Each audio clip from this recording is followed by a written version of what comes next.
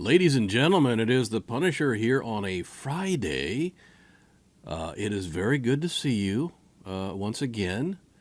I got a piping hot cup of coffee here.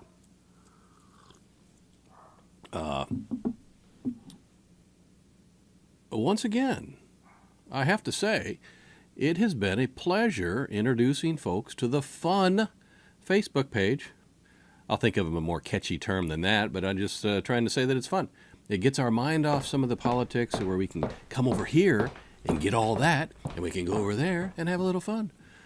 So thank you for all those who follow. Be sure to subscribe here. Be sure to subscribe there. Great thing. You notice me kind of dressed down, and I got a hat on. That's because I came into the war room this morning, and I got to tell you, the heat wasn't working. So I just put on a little something comfy. It's starting to kick on now. Things are looking good. You might see some added art in the scene today. It might be moving art. Anyway, but we are here. Lots going on, as we know. This is interesting news. Well, it's always interesting news. Ilhan Omar up there in Minnesota having a hard time trying to explain herself there about why they're having all this money siphoned off and fed off into terrorists. So she was on a news interview, and she could not explain it. She tried to BS her way through and say, well, during COVID, times were just, they were very interesting and complicated, and they put in these new programs, put them into place, and there were no guardrails, and things just got screwed up and out of hand.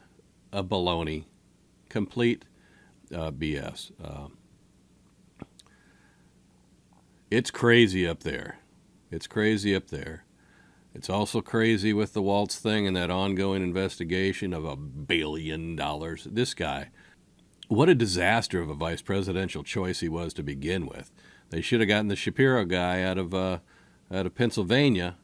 He still wouldn't have won, but he was far better. The problem was he would outshine Kamala Harris. So that's why she didn't choose him. That's exactly why she didn't choose him. Charlemagne the God. This guy's always a character. Sometimes he says some good points, sometimes he says some bad points, but this one, I would guess might be kind of neutral. Definitely not political. He is on board with the airline's new policy that severely obese people have to buy 2 seats. Now, that can become costly, but what are you to do? What are you to do? You can't have somebody that's so obese that they can't even fit in their chair and kind of spill into another, and then expect the other person who bought a seat to have to be jammed in there like that. So you can have compassion for the person that's overweight, but you must also have compassion for the person who has to sit there, jammed in like that. I once witnessed this firsthand, by the way. I was traveling with a fella who was big, and I remember when he would sit down, he would ask for the belt extender because he was that big.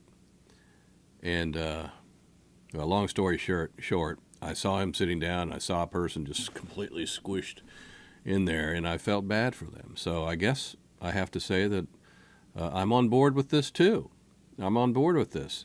When you're that big and you need that extra space, you can't push off that responsibility and burden onto a passenger who also paid for their seat and deserve to have their space. So, it is what it is. That's not body shaming, by the way. I'm not saying that the person should eat less or whatever. They might have some severe medical problems. The point is it is what it is, and they owe it to the folks to have to pay for that other seat. So anyway, that's going on. President Donald Trump yesterday signed yet another peace deal between Rwanda and the Congo. I don't know if that means that is the 8 wars that he stopped, or is that now a 9th? But one thing about President Trump, he's against war, And now people don't understand that. Dems like to say he's like a warmonger. Well, the truth is, no. He's doing things to stop wars. We got to get that damn Ukraine one done and continue to bomb those narco boats.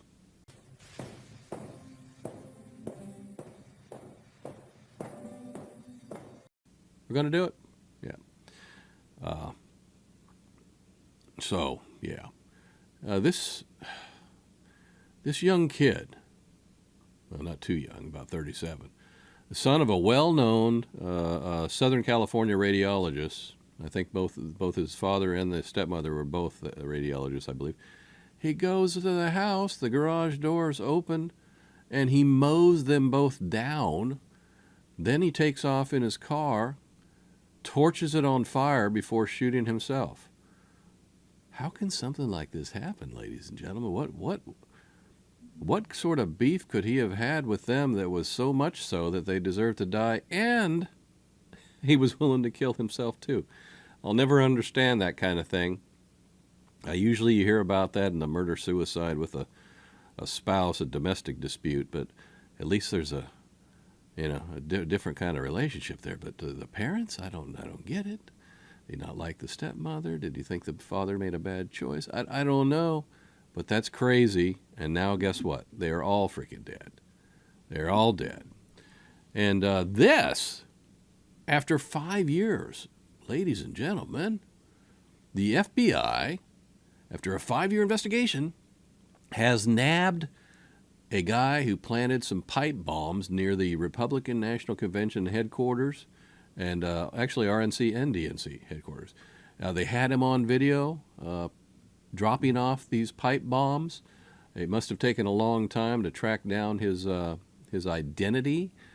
And he's now 30-year-old Brian Cole Jr. of Woodbridge, Virginia, nabbed. And fortunately, those bombs did not go off. By the way, that was the day before the whole January 6th thing. So, we're on Smoking Guns 5.5. Everybody's loving it. And it's just been a grand time. So look, everybody, once again, subscribe. You know what? I know what the American people do know it. We will remain on 5.5 for this week. Operation Smoking Guns 5.5.